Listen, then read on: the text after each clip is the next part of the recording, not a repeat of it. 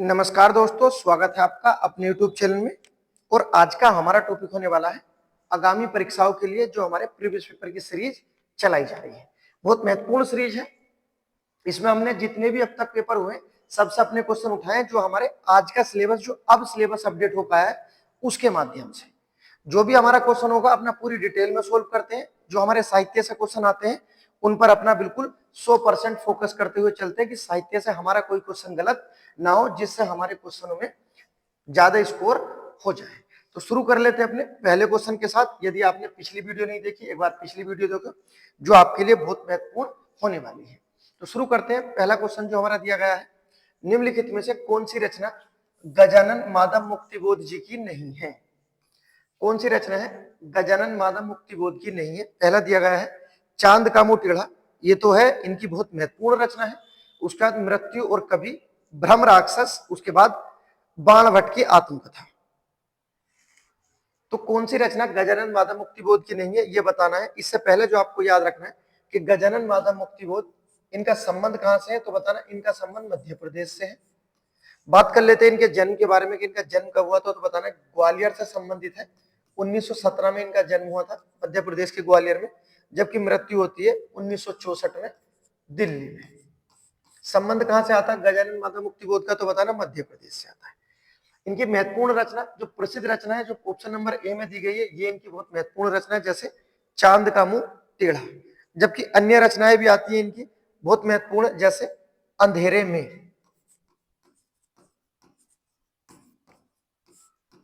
क्या दिया गया है, तो याद रखना अंधेरे में इनकी महत्वपूर्ण रचना है।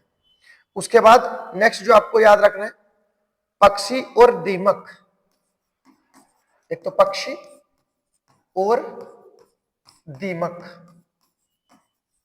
ये भी गजानन माधव मुक्तिबोध की महत्वपूर्ण रचना है। उसके बाद नेक्स्ट याद रखना आपको जो दिया गया है ऑप्शन नंबर सी में, एक तो भ्रम राक्षस भी है। उसके बाद ये भी याद रखना भ्रम राक्षस का शिष्य है। भ्रम राक्षस और भ्रम राक्षस का शिष्य दोनों किसकी है, तो बताना गजानन माधव मुक्तिबोध की है। इससे अलग जो आपको याद रखना है काठ का सपना। काठ का सपना इनकी महत्वपूर्ण रचना है। अन्य जो आपको याद रखना है विपात्र, बी पात्र, इनकी रचना है। नेक्स्ट सौंदर्य के उपासक, सौंदर्य के उपासक, ठीक है। उसके बाद जो ऑप्शन नंबर बी में दिया गया है ये भी है मृत्यु और कवि, सौंदर्य के उपासक, भ्रम राक्षस और भ्रम राक्षस के शिष्य। उसके बाद नेक्स्ट आती है शून्य, बस इतना ही लिखा है शून्य। शून्य से अलग जो आपको याद रखना है इनकी महत्वपूर्ण रचनाएं आती है। एक आती है लेखन, बस तीन तीन शब्दों में है, जैसे शून्य, उसके बाद लेखन, मेरे लोग। अन्य जो रचनाएं हैं कौन सी है,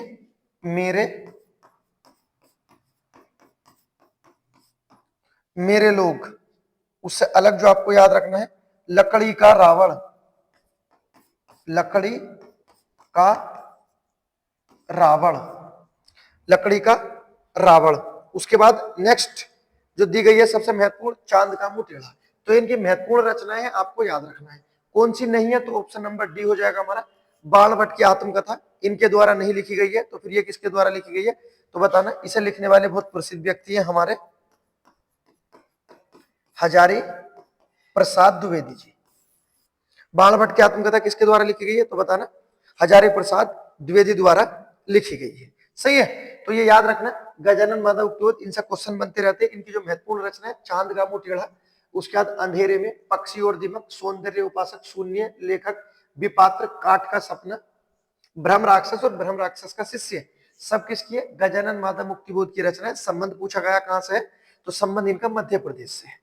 ये जानकारी इनके बारे में याद रखना। क्वेश्चन नंबर 2 देखते हैं जो हमारा दिया गया है। क्वेश्चन नंबर 2 दे दिया हमारा अलंकार से। और क्या पूछा गया है इसमें, क्वेश्चन पूछा गया है कबीरा सोई पीर है, कबीरा सोई पीर है, जो जाने पर पीर, जो पर पीर ने जनाई, सो काफिर में पीर। अब पीर पीर आया है, उपयुक्त पंक्ति में हमारा कौन सा अलंकार दिया गया है। अलंकार करने का तरीका मैं पूरा डिटेल में बता चुका हूं अब तक। अगर आपने पिछली वीडियो नहीं देखी, एक बार पिछली वीडियो देखो जिसमें अलंकार की बिल्कुल धूल उड़ा दी गई है। आप इस क्वेश्चन को सोल्व करके ले जाओगे, इसकी मेरी गारंटी है। आपको सोल्व किस तरह से करना है, जैसे रूपक अलंकार में क्या होता है, आरोप लगाया जाता है। उसके बाद उपमा में क्या है, इसमें सा आते हैं, सी आते हैं, सा सी से ये शब्द आते हैं। उत्प्रेक्षा में क्या होता है, संभावना होती है। क्या दर्शाई जाती है, संभावना। जैसे कैसे दर्शाई जाती है, शब्द आएंगे मानो, मानो मनेहू, मानो मनेहू, उसके बाद जानो जनेहू। तो मानो मनेहू, जानो जनेहू ऐसे शब्दों का प्रयोग है, कहीं ऊपर नहीं लिखा गया है।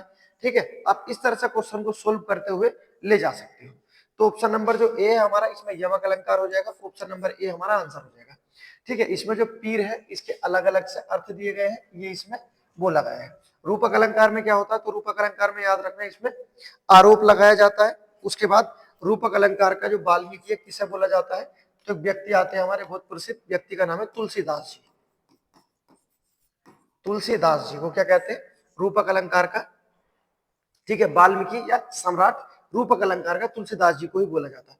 रूपक अलंकार के भेद पूछे जाए तो बताना, रूपक अलंकार के हमारे 3 भेद होते हैं, हमारे एग्जाम में पूछे जाते हैं। कौन कौन से, जैसे याद रखना है, एक आता है सडग, दूसरा होता है निडग, सडग निडग और पारंपरिक। सडग निडग और पारंपरिक किसके हैं, रूपक अलंकार के भेद दिए गए हैं। इसी तरह से उपमा अलंकार के बारे में भी पूछा जाए कि भेद कितने होते हैं उपमा अलंकार के, तो बताना सर उपमा अलंकार के भेद होते हैं 3। जबकि उपमा अलंकार में अगर पूछे जाए अंग कितने होते हैं, तो बताना सर अंग होते हैं 4 और भेद 3, अंग 4 उपमा अलंकार के बारे में। उत्प्रेक्ष अलंकार के बारे में पूछा जाए तो उत्प्रेक्ष अलंकार के भेद बताना, इसके भी 3 भेद होते हैं, जैसे वस्तु, हेतु और फल। ठीक, ये चीजें आपको याद रखना है। उसके बाद अलंकार का सम्राट पूछा जाए या अलंकारवादी कवि बोला जाए तो कौन होते हैं हमारे, केशवदास होते हैं। केशवदास जी को क्या बोला गया, अलंकार का सम्राट। और केशवदास किस काल से संबंधित थे, हमारे रीति काल से संबंधित थे। और अलंकारों का प्रयोग सबसे पहले किस काल में हुआ था, तो रीति काल में हुआ था। ऑप्शन नंबर जो था हमारा ए, ये हमारे क्वेश्चन नंबर 2 का आंसर हो जाएगा। उसके बाद देखते हैं क्वेश्चन नंबर 3। सब वो क्वेश्चन है जो हमारे एग्जामों में आए हुए हैं। क्वेश्चन नंबर 3 दिया गया है और इसमें पूछा गया है पर्यायवाची। क्या दिया गया है, कुसुमेशु किसका पर्यायवाची शब्द है, जो हम पढ़ते हैं कुसुमेशु, किसका हमारा पर्यायवाची शब्द दिया गया है। ऑप्शन है कबूतर, कामदेव, कुबेर या आकाश। किसका दिया गया है हमारा ये पर्यायवाची। जिसका कुसुमेशु होता है उसका ही अन्य भी आते हैं, जैसे आता है मदन, मदन। उसके बाद होता है मनोज, मदन मनोज। उसके बाद याद रखना आपको केतन, काम, मार। उसके बाद मयन, अनग, पंच, सर, मनमथ। सारे ऐसे पर्यायवाची हैं, बिल्कुल कंठस्थ हो, मनमथ। उसके बाद रतिपति, रतिपति के बाद मनसिज, मन सिज, मनसिज के बाद आता पुष्प धनवा, पुष्प धनवा। उसके बाद आता स्मर, मीन केतु। उसके बाद आता है मकर ध्वज। सब किसके पर्यायवाची है हमारे, तो याद रखना ये हमारे कामदेव जी के पर्यायवाची है। बहुत सारे पर्यायवाची हैं, बहुत ज्यादा पूछे जाते हैं। प्रदुमन भी इनका ही आता है। पूछा जाए प्रदुमन किसका है, तो बताना ये भी हमारे कामदेव जी का पर्यायवाची है। तो याद रखना मदन, मनोज, केतन, काम और मार, मयन, अनक, पंचसत, मनमथ, रतिपति, मनमथ, रतिपति, मनसिज, पुष्प धनवा, स्मर, मीन केतु, मकर ध्वज। सब किसके हैं, हमारे कामदेव जी के हैं। याद रखना अन्य में आता प्रदुमन। क्या है, प्रदुमन, प्रद्युमन किसका है, कामदेव जी का है। ठीक है, तो ये महत्वपूर्ण पर्यायवाची है, आपको याद कर लेने, एक जगह नहीं मिलेंगे, ये सब आपको याद करने पड़ेंगे। क्वेश्चन नंबर 4 की तरफ चलते हैं, जो हमारा दिया गया है। कौन सी भाषा का नाम ब्रजबुली है, ब्रजबुली नाम से किसे जाना जाता है आपको बताना है। ब्रजबुली नाम से किसे जाना जाता है, किसे ब्रजबुली के नाम से जाना जाता है। ऑप्शन दे दिए गए हैं, जयपुरी, खड़ी बोली, उसके बाद ब्रज और हमारा पुरानी हिंदी। तो किसे जाना जाता है हमारा ब्रजबुली के नाम से। तो याद रखना जो हमारी पुरानी बंगाली है उसे क्या बोलते हैं हम, ब्रजबुली बोलते हैं। ठीक, जबकि जो हमारा दिया गया है जयपुरी, जयपुरी को क्या बोलते हैं, इसे तो हम ढूंढाड़ी बोलते हैं, ढूंढाड़ी, ठीक है, ढूंढाड़ी। और नाम क्या है, हाड़ौती। हाड़ौती और ढूंढाड़ी किसके नाम है, तो जयपुरी के नाम है। जबकि खड़ी बोली के नाम क्या है, इसे ही हम क्या कहते हैं, कोरबी बोलते हैं, इसे ही सरहिंदी बोला गया है, इसे ही परदेसी बोला गया है। ये क्वेश्चन है जो हमारे रिपीट होते रहते हैं। परदेसी, गवारू अर्थात गवारू द्वारा बोली जाती है, ऐसा बोला गया है। उसके बाद मानक भाषा, किसे बोला गया है, खड़ी बोली को। ब्रज को क्या बोलते हैं, तो ब्रज को बोलते हैं हम अपना सूरसेनी। उसके बाद काव्य की भाषा, काव्य की भाषा, ये हमारे ब्रज के नाम है। तो ये नाम है, पूछे जाते हैं। क्वेश्चन क्या था, ब्रजबुली हमारी पुरानी बंगाली को बोला जाता है। अन्य के नाम भी आएंगे, आपको याद रखने जो आते रहते हैं। क्वेश्चन नंबर 5 की तरफ चलते हैं। क्वेश्चन नंबर 5 में क्या पूछा गया है, अय दिया गया है और इसमें अय का उच्चारण स्थान पूछा गया है। कौन सा हमारे अय का उच्चारण स्थान है।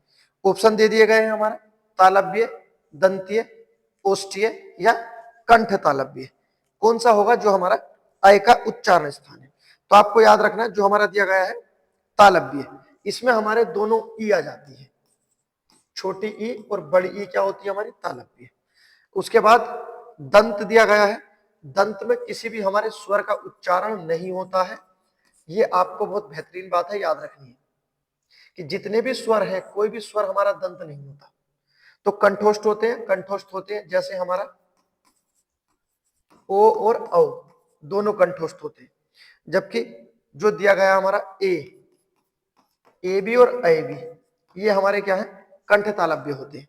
इससे अलग बात कर लेते, सिर्फ अगर होता कंठ, तो कंठ क्या होता हमारा, ए और आ हो जाता, ठीक है। जबकि कंठ तालव्य जो क्वेश्चन पूछा वो कंठ तालव्य से है। उसके बाद नेक्स्ट अगर पूछा जाता ओष्ठीय, जो सिर्फ हमारे ओष्ठ होठों का प्रयोग किया जाता है, तो बताना दोनों उ आ जाते, तो ये उच्चारण होता है हमारा, ठीक है। तो याद रखना क्वेश्चन पूछा जाता है स्वरों का उच्चारण, स्वरों का उच्चारण कितने प्रकार से होता है, तो बताना सर स्वरों का उच्चारण 6 प्रकार से होता है। एक हमारा कंठ होता है, एक ओष्ठ होता है, एक कंठ तालव्य, एक कंठोष्ठ, ठीक है, एक हमारा तालव्य होता है। और क्या होता है हमारा, एक होता है मूर्धा। और मूर्धा में क्या आता है हमारा, इसमें सिर्फ हमारा री आता है, ठीक है। तो किसका प्रयोग नहीं करते हैं, तो आपको विशेष तौर से याद रखना है, ये जो दिया गया है हमारा ऑप्शन नंबर बी दंत, इसका प्रयोग हम अपने स्वर के उच्चारण में नहीं करते हैं, ठीक है। उम्मीद करता हूं आपकी समझ में ये बात आ गई होगी। उसके बाद देखते हैं अगला question, question number 6। Question number 6 पूछा गया हमारा शुद्ध वर्तनी से, और क्या पूछा है, अधिशासी पूछा है। अभी पेपर हुआ था अधिशासी अधिकारी का, जिसका आप ज्वाइनिंग भी हो गई है। आप बताओ शुद्ध वर्तनी बतानी है अधिशासी का, कौन सा शब्द होगा जो हमारा अधिशासी में शुद्ध रूप के साथ दिया गया है। ऑप्शन नंबर ए हमारा आंसर हो जाएगा अधिशासी, जो दिया गया है शुरू वाले ऑप्शन में ही दिया गया है। क्वेश्चन नंबर 7 दिया गया हमारा संधि से, और इसमें संधि विच्छेद पूछी गई है किसकी, सखी आगमन की। कौन सा रूप होगा जो हमारा सखी आगमन का सही दिया गया है। संधि की बात कर लेते तो हमारी यण संधि आएगी इसमें, और बात करते हैं ऑप्शन नंबर ए, तो हमारा आंसर हो जाएगा सखी धन आगमन, सखी आगमन हमारा आंसर हो जाएगा, ठीक। उसके बाद देखते हैं क्वेश्चन नंबर 8। क्वेश्चन नंबर 8 का आंसर बताना आपको। इसमें क्या पूछा गया है, मिठास शब्द में प्रत्यय बताना है। उपसर्ग प्रत्यय से हमारे 1000 क्वेश्चन बनते रहते हैं, ये याद रखना है। और यहां से क्वेश्चन हमारे आते रहते हैं, गलत होने की तो कोई गुंजाइश नहीं होगी। जितने भी आते हैं सब आपके कंठस्थ होने चाहिए। जितने भी हमारे प्रत्यय होते हैं सब क्या होते हैं, अभिकारी होते हैं, विकारी, इसमें कोई परिवर्तन हम नहीं कर सकते। उसके बाद जो आपको याद रखना, ये हमारे शब्द का अंश होते हैं। शब्द का क्या होते हैं? अंश होते हैं, हमारे जितने भी प्रत्यय होते हैं। उसके बाद बात कर लेते हैं जो हमारे प्रत्यय के भेद होते हैं। तो प्रत्यय के दो भेद होते हैं, पहला कृत प्रत्यय और दूसरा होता हमारा तद्धित प्रत्यय। कृत प्रत्यय किसके साथ आते हैं तो बताना, ये आते हैं हमारे क्रिया के साथ। किसके साथ? क्रिया के साथ आते हैं कृत प्रत्यय। जबकि तद्धित प्रत्यय का जो निर्माण होता है ये किससे होता है? संज्ञा से, सर्वनाम से और विशेषण से। संज्ञा, सर्वनाम, विशेषण से हमारे तद्धित प्रत्यय बनते हैं और क्रिया से क्या बनते हैं हमारे, तो बताना कृत प्रत्यय बनते हैं। इस तरह से क्वेश्चन है, आपको याद रखना है। एक क्वेश्चन मैं आपसे पूछ लेता हूं, आपको बताना है, अगर आप बता दो तो आपको यह बताना है कि कृदंत क्या होते हैं। आपको बताना है कृदंत क्या होते हैं। अगर आप बता सकते हो, नहीं बताना तो कोई परेशानी नहीं है। मिठास शब्द में प्रत्यय बताना है, तो मिठास में मीठा तो हो जाएगा मूल शब्द, क्या होगा मूल शब्द? मीठा, और उसमें से निकला हमारा आस हो जाएगा प्रत्यय शब्द, तो बन जाएगा मिठास। क्वेश्चन नंबर, चलते हैं नेक्स्ट की तरफ। अच्छा क्वेश्चन है हमारा, बहुत ही अच्छा क्वेश्चन है, बढ़िया क्वेश्चन दिया गया है। क्या दिया गया है? इसमें दिया गया है अगिन, अगिन किस प्रकार का शब्द है। अब देखो नए क्वेश्चन किस तरह से हमारे आते हैं। अगिन किस प्रकार का शब्द है? तत्सम, तद्भव, देशज और तत्सम, अर्ध तत्सम, देशज और तद्भव शब्द। कौन सा दिया गया? हमारा अगिन शब्द। तो ये जो शब्द होंगे हमारे, याद रखना हमारा अर्ध तत्सम है। अब आपको लग रहा होगा सर अब तक तो तत्सम तद्भव पढ़ लेते हैं, अब ये अर्ध तत्सम कहां से आ गए? तो आपको याद रखना है, सही है, कि अर्ध तत्सम की परिभाषा याद रखनी पहले तो।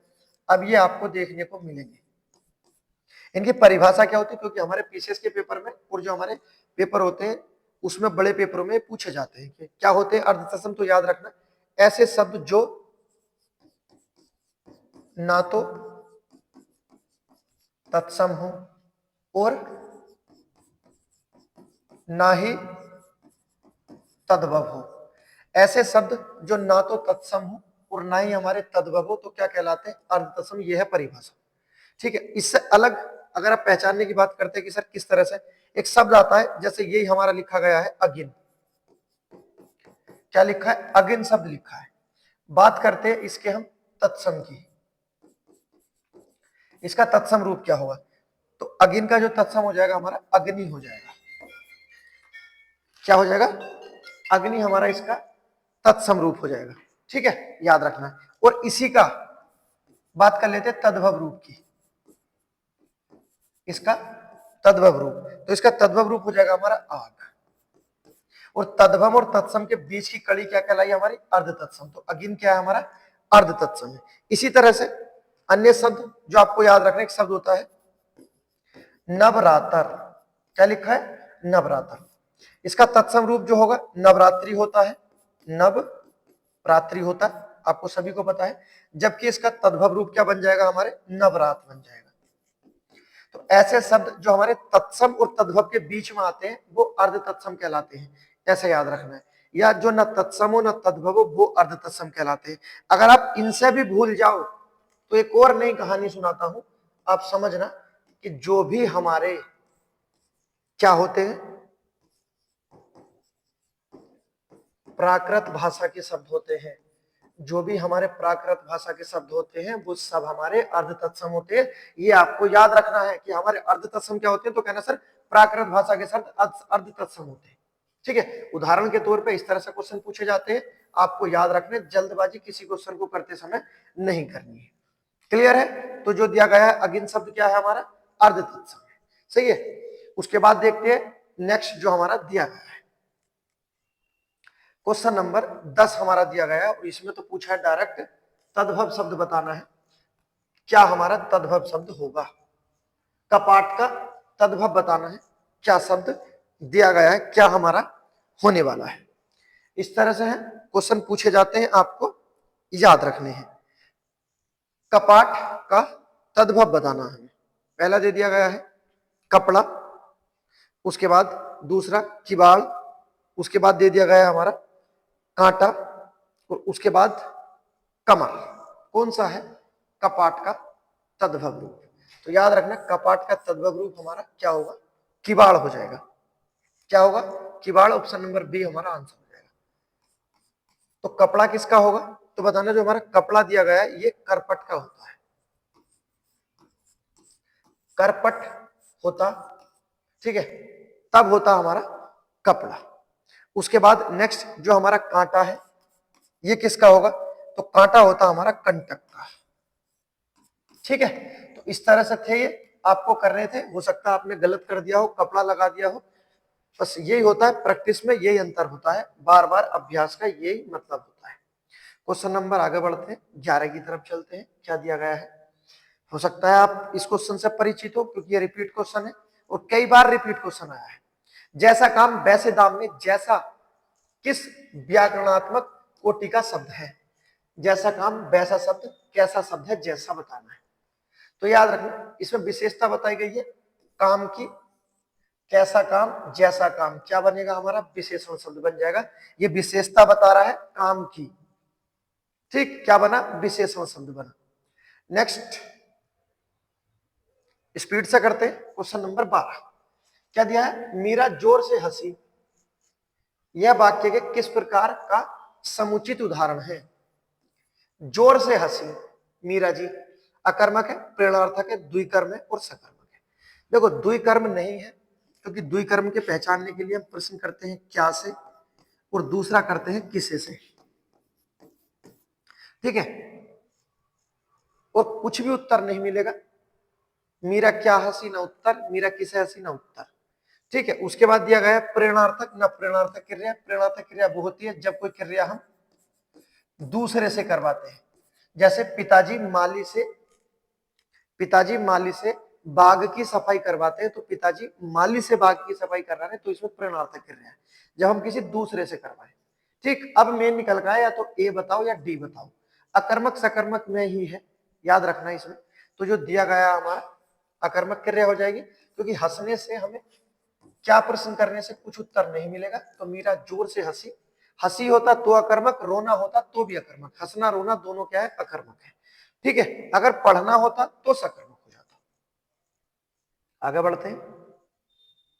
क्वेश्चन नंबर 13 आपके सामने है और क्या दिया गया है इसमें? इसमें पूछा गया अर्थ के आधार पर शब्द भेद बताने। अर्थ के आधार पर शब्द के कितने प्रकार होते हैं? अर्थ के आधार पर जो हमारे शब्द होते हैं कितने प्रकार के होते हैं? तो याद रखना अर्थ के आधार पर क्वेश्चन पूछा गया है, कितने होते हैं? 4 होते हैं। कौन कौन से होते हैं? आपने नाम सुना होगा। पहला आता हमारा एक अर्थी शब्द, जिसका सिर्फ एक ही अर्थ हो।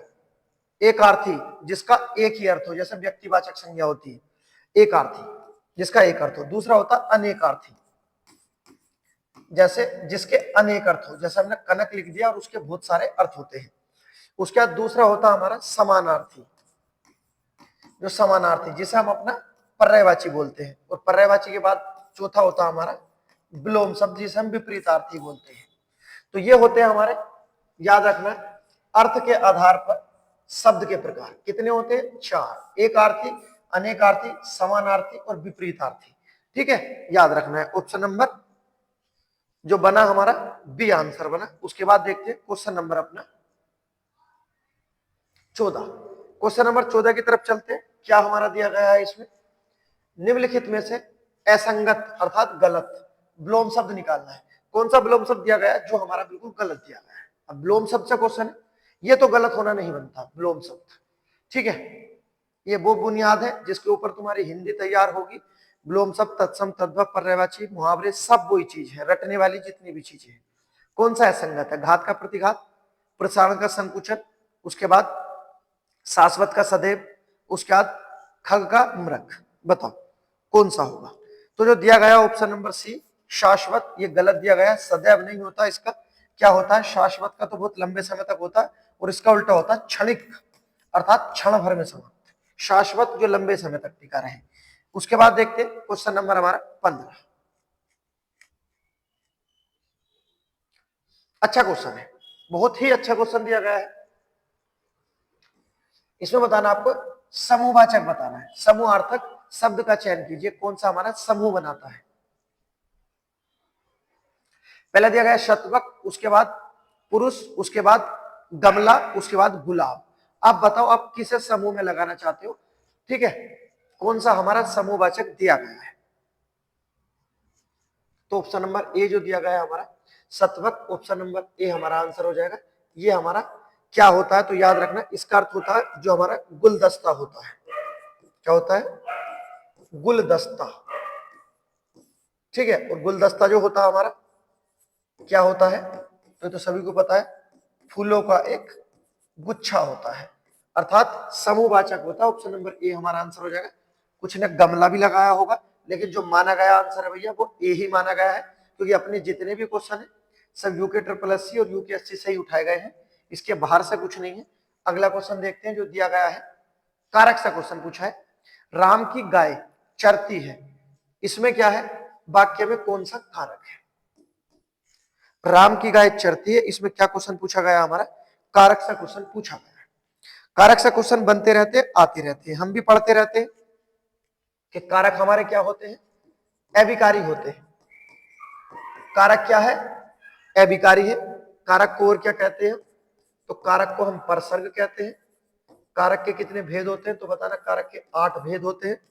जबकि क्वेश्चन पूछा जाता है हमारा कि संज्ञा में कितने भेद होते हैं कारक के, तो बताना संज्ञा में भी 8 होते हैं। इससे अलग बड़े प्रसिद्ध व्यक्ति हैं, आपने नाम सुना होगा, किशोरी दास वाजपेयी। इनके आधार पर कारकों के 6 भेद माने गए हैं। और उसके बाद क्वेश्चन पूछा जाए सर्वनाम में कितने कारक होते, तो सर्वनाम में कारक के 7 होते। ये कारक का जीवन परिचय है। क्वेश्चन जो दिया गया हमारा, राम की गाय चरती है, गाय किसकी है, राम की। तो गाय और राम के बीच में क्या भैया अपना दर्शा दिया गया है संबंध, और आप वैसे भी पहचान कर सकते हो, ठीक है, जो हमारे कारक चिन्ह आते हैं, लेकिन हम कारक चिन्ह से प्रयोग नहीं करते हैं। तो क्या बन जाएगा, ऑप्शन नंबर सी हमारा आंसर हो जाएगा। जबकि कर्ता में तो नहीं आना था, कर्म में को आना था, ठीक है, संबंध में का की रे और रा री रे सब आते, अधिकरण में ना था मे पर, सही है। तो कारक चिन्ह भी आपको याद रख लेने, क्योंकि कभी कभी कारक चिन्ह भी हमारे एग्जामों में पूछ लिए जाते हैं। क्वेश्चन देखते हैं नेक्स्ट, नए टॉपिक से जो हमारा जोड़ा गया है, इसमें बताना आपको कौन सा हमारा वाक्य अशुद्ध है। अशुद्ध वाक्य एक होगा, उसका हमें चयन करना है। पहले देखते हैं, कामायनी उच्च कोटि का काव्य है, क्या ये सही लिखा है गलत है। माता पिता पूजनीय है, आपका भविष्य उज्जवल हो, इस पुस्तक का नया संस्करण प्रकाशित हो रहा है। कौन सा हमारा वाक्य है, आप बताओ जल्दी। अशुद्ध है, नया टॉपिक है जो इस बार हमारा जोड़ा गया है ये। अब अशुद्ध निकालना है, ऑप्शन नंबर बी को निकाल दो। कैसे निकलेगा सर इसमें पूजनीय गलत लिख दिया, जय हमारा पूरा होना था। पूजनीय में जय क्या होता है हमारा, आधा नहीं होता, पूरा होता है। उसके बाद चलते हैं क्वेश्चन नंबर जो दिया गया है हमारा 18 क्वेश्चन। क्या दिया गया है इसमें, दो समानार्थी, जब दो शब्द समान एक साथ आए, दो समानार्थी शब्दों की पुनरुक्ति, जब द्वारा उनकी पुनरुक्ति होती है, उनके बीच में किस विराम चिन्ह का प्रयोग करते हैं। क्वेश्चन पूछा गया है विराम चिन्ह से। विराम चिन्ह का शाब्दिक अर्थ क्या होता है, तो होता है ठहराव, याद रखना। विराम चिन्ह का शाब्दिक अर्थ पूछा जाता है ठहराव। विराम चिन्हों की संख्या कितनी है, तो बताना 20। किस व्यक्ति के आधार पर पूछी गई है, अगर पूछा जाए विराम चिन्हों की संख्या किस आधार पर हमारे 20 मानी गई है, तो बताना एक व्यक्ति आते हैं कामताजी प्रसाद। कामताजी प्रसाद के आधार पर विराम चिन्हों की संख्या कितनी मानी गई है, 20 मानी गई है। इससे अलग जो आपको याद रखना, एक होता हमारा योजक चिन्ह। योजक चिन्ह जो इस तरह से लगाते हैं, इस योजक चिन्ह का प्रयोग हम कहा नहीं करते, संस्कृत में नहीं करते। एक होता हमारा पूर्ण विराम, पूर्ण विराम जो हम इस तरह से लगाते हैं। इस पूर्ण विराम का प्रयोग हम कहा नहीं करते, तो बताना पूर्ण विराम का प्रयोग हम अपना अंग्रेजी में नहीं करते।